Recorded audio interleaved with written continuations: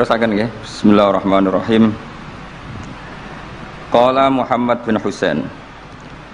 I'lam rahimana wa iyyaka anna nabiyya sallallahu alaihi wasallam qad a'lamaka iku merohno sapa mirsakno sapa nabi ka ing sira fi hadal hadis ing dalam ikhlas hadis. Anna Jibril saat temene malaikat Jibril alaihi salam inna ma sa'alan nabiyya sallallahu alaihi wasallam bi hadrati ashabi ana ing ngarepe sahabate para nabi.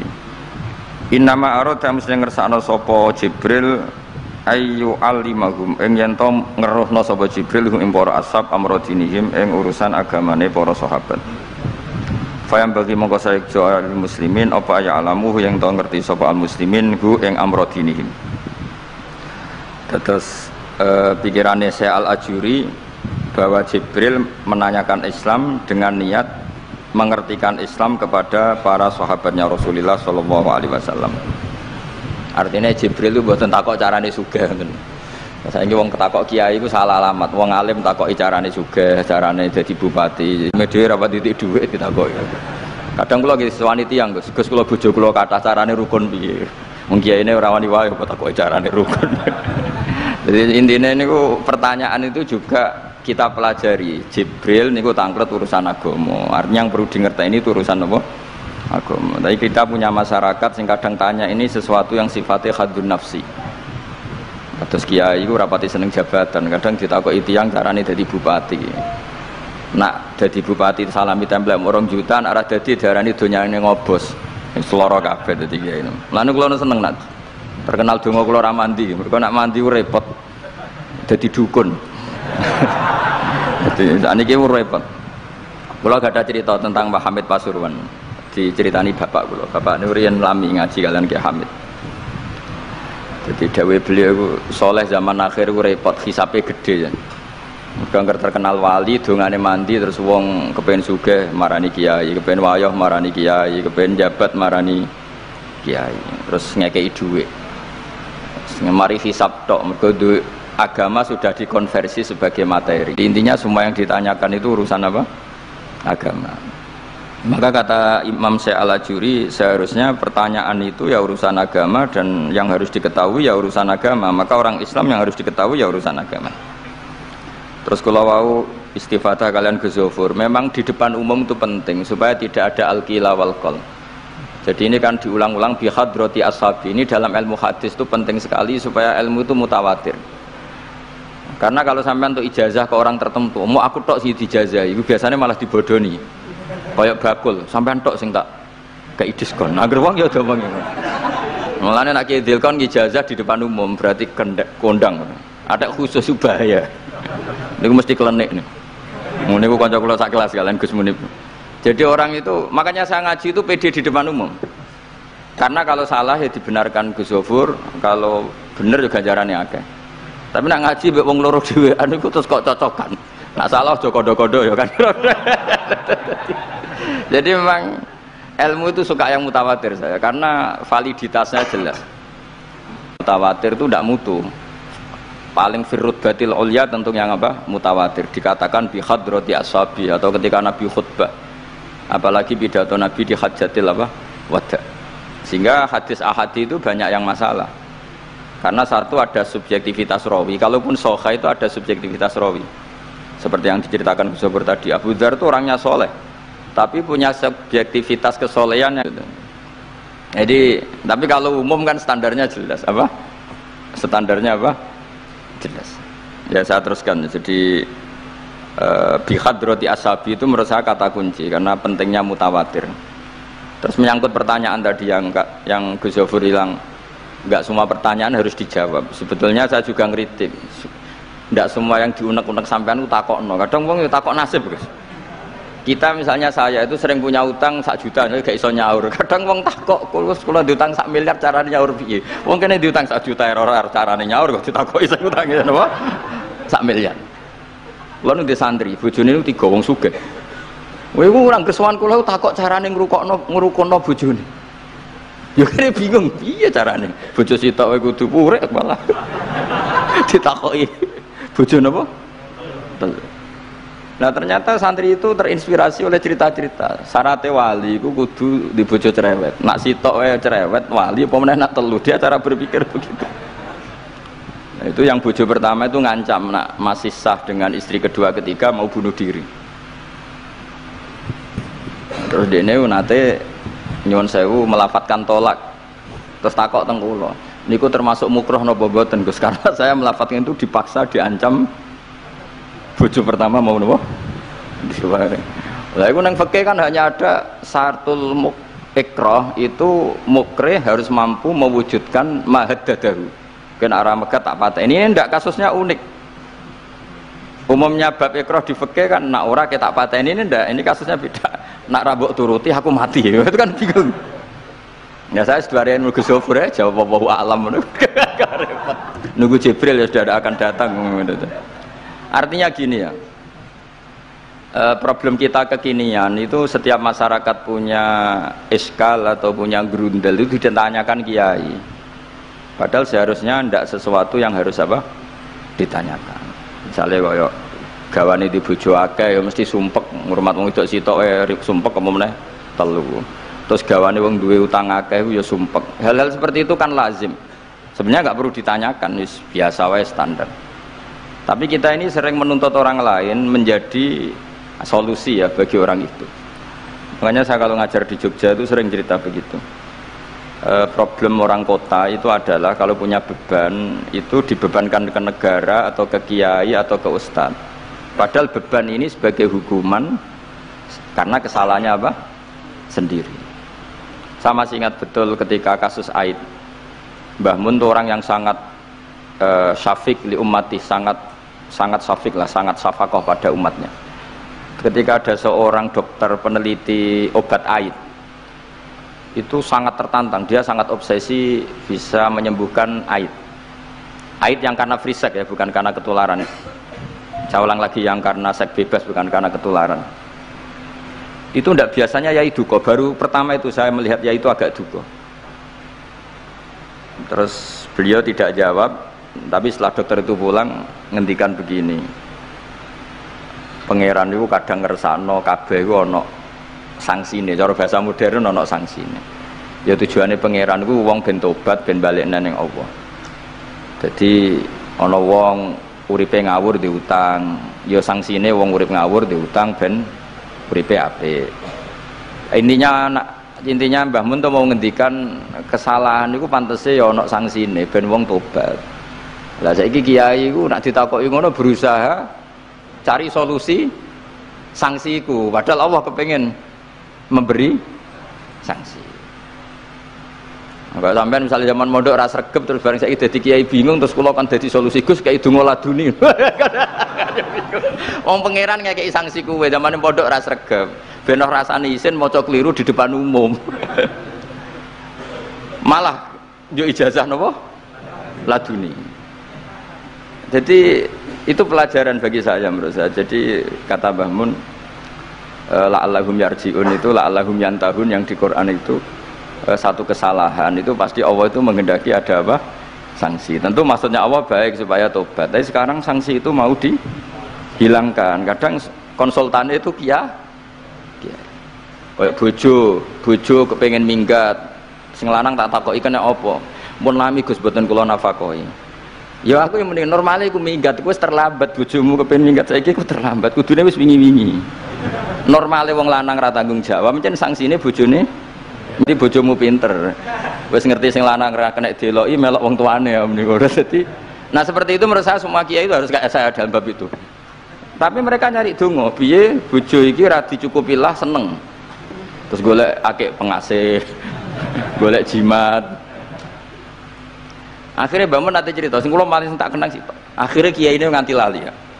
Ana wong melarat ijazah kiai. Berhubung kiai ini ku isin muni ra iso diijazahi duha mek donga. Kiai ini ku lali nak dhewe fakir. Akhirnya yang minta ijazah ditimbali Mbah Mun. Rene tak ijazahi. Kowe yo ijazah duha mek sapa kiai iki. Lha kiai ku dhewe fakir kok mau jalu ijazah. Yo ijazah ya mek aku sing wis sukses dadi kiai sugih.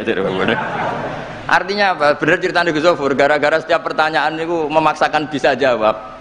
Wis kaya ning pondok lho, wis karuan dene dhewe Joko Tuwa. Lho kok ngeke ijazah mahabbah. Dene pondok ganti Joko Tuwa. Itu di pondok mana-mana Gus, itu ada ijazah laduni. Padahal sing ijazah iku ya tau ra munggah. Sekolahnya ora tau munggah. Ngono dicalon ijazah laduni yo. Coba di pondok-pondok beredar gak ijazah ketemu Nabi Khidir? Beredar. Padahal yang ijazah juga gak pernah. Nah itu karena yang diceritakan Gus tadi memaksakan bisa. Jadi karuan dekne dhewe ra iso ya santai wae. Nak kepengen ngipi ketemu Rasulullah itu beredar gak ijazah itu? Mungkin Pak Dzul kan yang pernah mengijazahkan itu. Tapi ora tahu. Sampe tahu ngijazah niku Pak Zakaria? Oh, jadi apa? Ijazah itu terus ini. Karena Jubir Torekoh nih. Jadi intinya kalau tidak bisa ya bilang saja tidak bisa. Sampai apa? Jangan kita lupa tadi ya. Sampai lupa daratan tadi karena problem negara kita termasuk itu. Semua intelektual, semua pakar kalau ditanya problem negara itu semuanya jawab. Akhirnya kan gaduh. Semuanya punya rumus, semuanya punya versi. Akhirnya gaduh. Misalnya pemerataan Indonesia rumusnya gimana? Yang satu bilang, wah ibu kotanya dipindah. Yang satu bilang, enggak, harus ada sentralisasi di Jawa supaya ada kualitas A, ada kampus terbaik, ulama terbaik. Kalau diratakan nanti kemampuannya rata itu justru enggak bagus. Yang ketiga enggak, wah kualitas demokrasinya dijaga. Yang satu enggak, demokrasi tanpa ekonomi enggak bisa. Sehari santri ya sedunia rasa pikir besok mati ben. Nah itu kan karena memikir sudah semua ahlun nar itu redaksi di Quran tuh khalidina fiha, sehingga zaman tabi'in sudah banyak yang berpikir nggak ada kemungkinan orang sing yukhrajuna minan nar, sehingga terus ada kafilah itu ada delegasi, ayo kita ke Medina, semoga kita ketemu sebagian ashabu Rasulillah. Sehingga cerita akhirnya ketemu beberapa sahabat. Di situ diceritakan ada Jabir, ada beberapa lah yang sahabat sepuh bahkan. Nah terus si Jabir ini, sahabat Jabir ini cerita kalau itu memang ada di syafaati Rasulullah Shallallahu Alaihi Wasallam. Tapi satu kontingen ini yang tetap berpikiran tidak ada syafaat itu banyak. Alasannya semua cerita tentang ahlun nar adalah khalidina fiha. Ketika Jabir masih hidup itu ya sempat terjadi debat. Loh itu yang khalidina fiha itu amma, sehingga ini menjadi khas. Meskipun khas ini iskal, kita akan iskal karena itu di Quran tidak ada maksudnya nggak ada secara sorry yang menerangkan ada kaumin sing yukhrajuna minan nar. Makanya Syekh Al-Ajuri ngendikan ciri khas ahli sunnah adalah mengimani adanya kaum sing yukhrajuna minan nar, karena itu benar alladzina hum ahluha. Memang dia spesifik ahli neraka, memang dia berpenduduk neraka. Alamatnya neraka, KTP-nya neraka, kakane neraka. Kalau kita ini ndak, KTP kita surga, mbah-mbah kita ahli surga. Karena alamat kita sebenarnya kan surga. Nabi Adam itu kan surga alamat. Makanya saya ngaji di mana-mana itu betapa baiknya agama ini. Karena kunci surga kita sudah dikasih tahu miftahul jannah. Sementara kita tidak tahu kuncinya neraka. Jadi kena mlebu neraka kebangetan. Wong ra roh kuncine kok mlebu. Tapi jare kancaku, wah gak ono pintune Gus, dadi langsung blusek. Ini problemnya itu. Tapi nek sampean mlebu neraka kebangetan. Karena yang kita punya kuncinya itu surga, kita tidak punya kunci neraka. Ono sing dikunci neraka mboten to? Nah, harusnya kita nggak bisa masuk neraka karena nggak punya kuncinya. Jadi kalau nak maca hadis miftahul jannah la ilaha illallah itu syukur kalau cek apike Kanjeng Nabi, wong kunci kok didudono. Itu kan luar biasa. Jadi orang memahami hadis itu. Saya ini tahadus bi nikmah, ini mumpung ada Gus Zofur, ini saya tasihkan. Wal asri demi masa, demi waktu. Saya ketika baca ayat yuridu wa bikumul yusra wala yuridu bikumul usra. Dengan ayat wal asri demi waktu. Itu memang luar biasa Islam itu. Coba ya. Kita baca kalimat tauhid itu kan hanya butuh waktu setengah menit, mungkin tidak ada la ilaha illallah Muhammadur Rasulullah. Waktu yang sesikat itu bisa menghapus kekafiran di masa lalu. Jadi misalnya orang kafir 70 tahun itu terhapus kekafirannya hanya dengan singkat melafadzkan la ilaha illallah Muhammadur Rasulullah. Dan waktu pas dia melafadzkan syahadat ini momen paling dikenang ketika nanti di akhirat. Wal asr demi waktu. Jadi artinya apa? Momen terbaik kita adalah ketika melafadzkan itu, dan kalimat itu mudah dan sah asal belum yughorghir, belum keler-kelerek, sah dan tanpa syarat. Misalnya sholat tidak butuh suci, butuh nutupi aurat, butuh melakukan rukun dan syarat. Syahadat enggak. Lau talaffadza kafirun bihadi syahadah, mesti apa? Sohat hadi syahadah. Padahal kafir urung adus ijek cerita ya betapa agama ini mudah. Ya kan, kalimat yang bisa menghilangkan kekafiran kemudian tidak banyak syarat. Coba kalau kamu mau sholat, syaratnya kan macam-macam. Mau zakat, syaratnya macam-macam. Tapi kalau mau yang masyhur itu khawarid lah. Khawarid itu kelompok yang sangat soleh secara zahir. Yes, ibadahnya kata Rasulullah siamu laisa siamukum kasiyamihim wa qiyamukum kami qiyamihim. Jadi puasa kamu sahabat enggak sehebat puasanya orang Khawarid, ibadah kamu tidak sebanding ibadahnya Khawarid, tapi mereka sangat biadab. Ya murukuna minaddin murukosahmi minar ramiyah yaqra'unal Qur'an la yujawizu hana jiro. Dan diantara kesolehan yang berlebihan ini kata Nabi apa? Yuqatiluna ahlal Islam wala yuqatiluna ahlal ausan. Kalau dijak musuhi sesama Islam semangat, tapi dijak musuhi yang jelas salah ndak semangat. Ini kelompok sing hadarona humun nabiyu, kelompok yang kita diperingatkan Nabi untuk sangat menghindari. Karena logikanya jelas ya. Orang yang kafir saja inginnya Nabi menjadi muslim dengan diajarkan syahadat.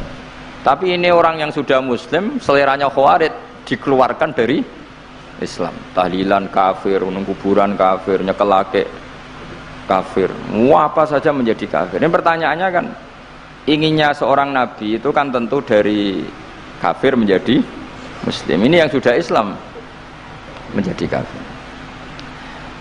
Maka cerita-cerita di beberapa ulama, ini kenangan saya ngaji di sini. Ini sekaligus cerita penutup. Ada orang ekstremis ketemu Islam alim.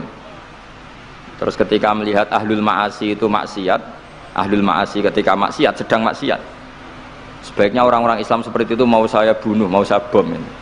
Ini yang cerita orang-orang alim ke saya. Terus kata si orang alim tadi, lau annahum matu, kalau mereka benar-benar mati final maksiyah itu aina masiruhum, lalu mereka kemana?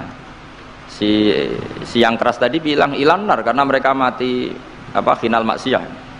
Terus jawabnya yang alim tadi, akan adzalika muradan nabi, apa umat Islam mati kemudian min ahlin nar itu yang dikehendaki Nabi? Untungnya ya si ekstremis tadi agak alim. Ya enggak, Nabi inginnya umatnya itu ya mati tidak masuk neraka. Ya sudah, jangan bunuh sekarang, kasih kesempatan tobat. Untungnya si yang ekstrim ini termasuk min ahli ilm, dia nerima konsep itu, nerima. Itu jadi pelajaran dialog kealiman. Dan kita menjadi moderat bukan karena liberal atau sekuler. Memang kita baca hadis-hadis misalnya innallaha yabsutu yadahu billail yatuba musiun nahar wa yabsutu yadahu bin nahar yatuba musiul lail. Allah yang Tuhan saja inginnya itu menunggu tobatnya mereka, bukan mengakhiri mereka dalam keadaan tidak tobat.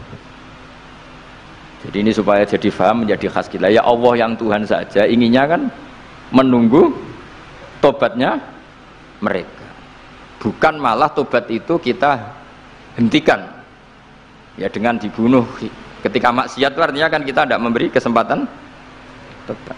Sama sih ingat Mbah Mun sering cerita ke saya, aku corokon mileh, kata beliau, aku corokon mileh iku ya ora pati seneng ono terlalu tegas, terlalu mergo Allah wae ngekei kesempatan. Ya tadi, logikanya kan Allah saja, misalnya Allah Ta'ala selalu membuka tangannya di malam hari supaya yang tadi siang maksiat tobat di malam hari. Terus Allah membuka tangannya di siang hari supaya yang tadi malam maksiat tobat. Intinya Allah Ta'ala itu menunggu tobat, bukan menghentikan asbabit taubah.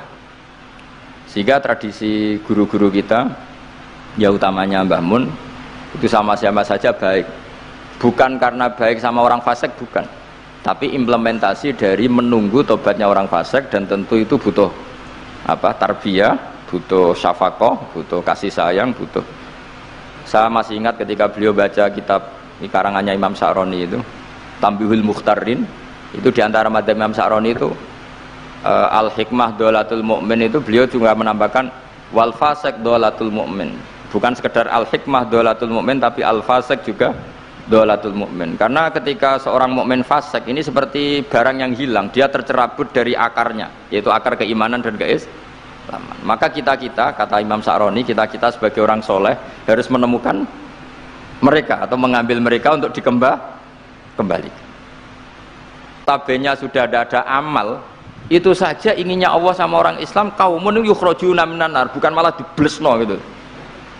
Lah ya akhirat yang notabene sudah nggak ada amal, itu saja kaumen yang mukmin, apalagi tahu mondok, apalagi grup hima itu. Tapi rasa moron rokok, kalau pesene rasa moron rokok. Itu inginnya itu yukhrajuna minan nar.